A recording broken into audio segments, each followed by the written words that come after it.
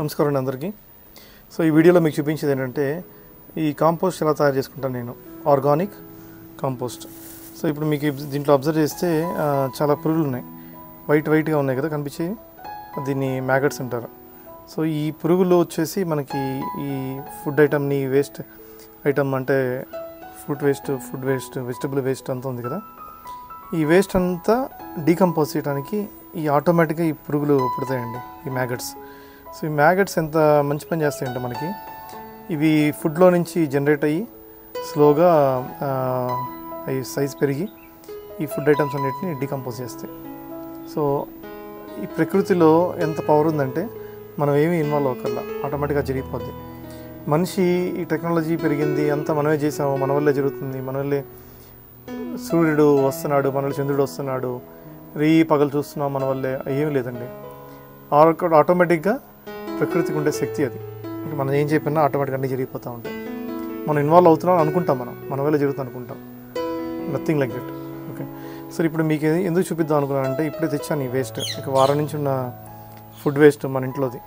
So ఈ రోజుల్లో బయట ఎక్కడ నేను ఈ BBMP ఆటో వచ్చినప్పుడు కూడా వేస్ట్ వేయట్లేదు, వెట్ వేస్ట్. సో ఎందుకంటే మనకే సరిపోట్లా. ఇప్పుడు మీరు ఇక్కడ అబ్జర్వ్ చేశారు కదా, ఇదంతా ఒకప్పుడు వేస్టే. ఎంత బాగా తయారైంది చూడండి, నల్ల బంగారం అందుకే అంటాను. సో వీటిలో మనకి మొక్కలు కావాల్సిన అన్ని విటమిన్స్ మినరల్స్ ఉంటాయి కదా, nitrogen, phosphorus, potassium, calcium, iron, zinc, selenium అన్నీ వస్తాయి.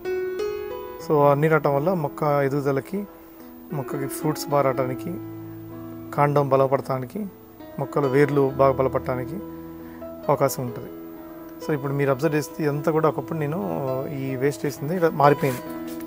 సో చిన్న పని మనం ఏం చేయాలంటే, ఇప్పుడు కొత్త వేస్ట్ వేసేటప్పుడు కొంచెం చిన్న గుంటలా తీసుకుంటాం పక్కన.